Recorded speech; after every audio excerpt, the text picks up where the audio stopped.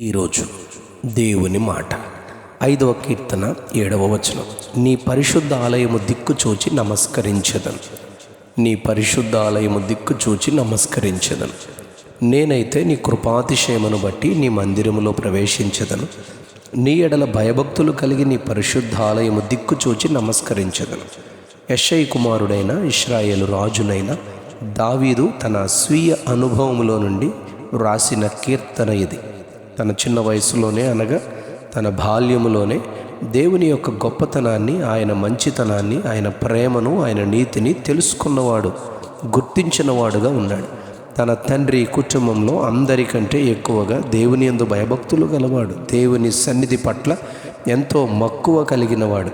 తన తండ్రి మందను అరణ్యములో మేపుచున్నప్పుడు, వాటిని కాయుచున్నప్పుడు ఒంటరిగా ఉన్నను ఆ అరణ్యములో పూర్తిగా దేవునిపై నమ్మిక ఉంచి సంపూర్ణంగా దేవునిపై ఆధారపడి ఆయనను ఆరాధిస్తూ పాటలు పాడుతూ సంతోషముగా జీవించేవాడు. తన మాటలు, తన ధ్యానము, తన ప్రార్థన, తన కంఠస్వరము ఉదయాన్నే ఆయన సన్నిధిని కాచియుంది అని చెబుతారు. ఆయన కృపాతిశయమును బట్టి మందిరములో ప్రవేశించదను అని చెబుతున్నారు.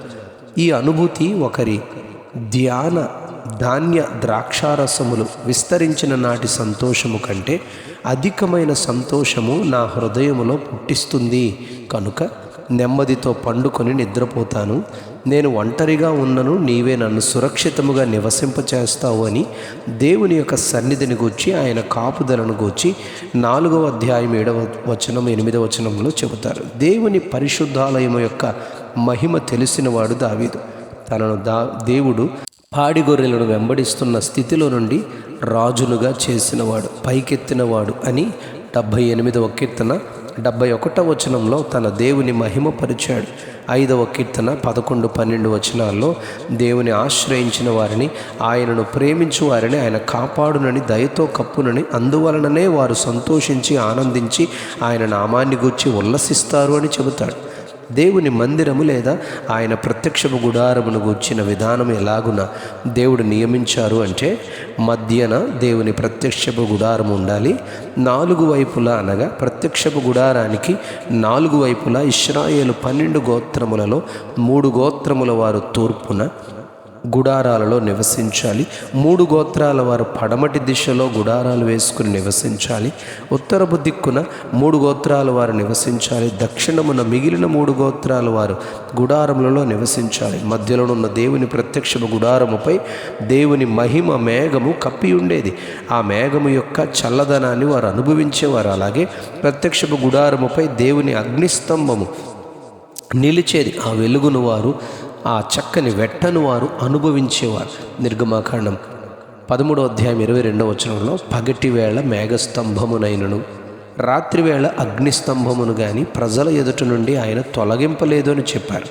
దేవుని యొక్క ఉన్నతమైన సన్నిధిని వారు అనుభవించేవారు. దేవుని ప్రజలైన ఇశ్రాయేలు వారు దేవునికి విరోధముగా పాపము చేసినప్పుడు వారున్న బానిసత్వంలో చెరలో దేవుని మందిరమున్న దిక్కునకు తిరిగి వారు దేవుని వేడుకొని క్షమింపుమని ప్రార్థించేవారు. ఈ విషయం దానియేలు గ్రంథంలో 6వ అధ్యాయం 10వ వచనంలో, దానియేలు తన ఇంటి పై గది కిటికీలు యెరూషలేము తట్టునకు తెరవబడి ఉండగా తన దేవునికి ప్రార్థన చేసేవాడు, ఆయనను స్తుతించేవాడు. రాజైన సొలొమోను ద్వారా దేవుడు తన మందిరాన్ని నిర్మించుకున్న తర్వాత రాజైన సొలొమోను దేవుని మందిరంలో నిలిచి ఆయనకు ప్రార్థన చేస్తూ, రాజుల మొదటి గ్రంథం 8వ అధ్యాయం 47, 48 వచనాల్లో, మేము దుర్మార్గులమై ప్రవర్తించి పాపము చేసితిమని చెప్పి చింతించి పశ్చాత్తాపపడి పూర్ణ హృదయముతోనూ పూర్ణ ఆత్మతోనూ నీ తట్టు తిరిగి నీవు పితరులకు దయచేసిన దేశము తట్టును, నీవు కోరుకొనిన పట్టణము తట్టును, నీ నామ ఘనతకు నేను కట్టించిన మందిరపు తట్టును తిరిగి ప్రార్థన చేసిన ఎడల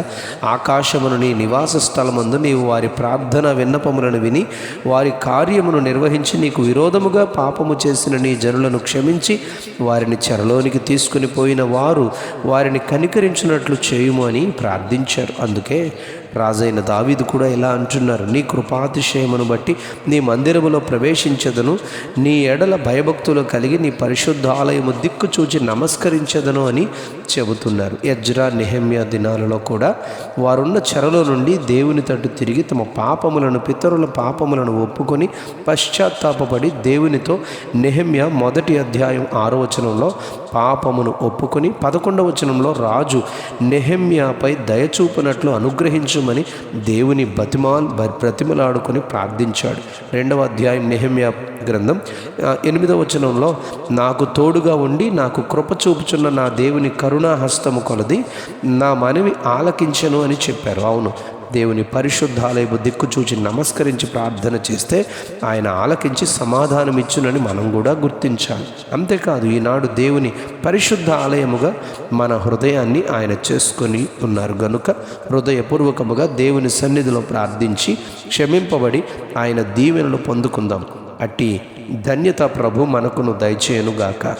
ఆమెన్, ఆమెన్, ఆమెన్. నీ పరిశుద్ధ ఆలయము దిక్కు చూచి నమస్కరించదును. నీ పరిశుద్ధ ఆలయము దిక్కు చూచి నమస్కరించదును. ఆమెన్.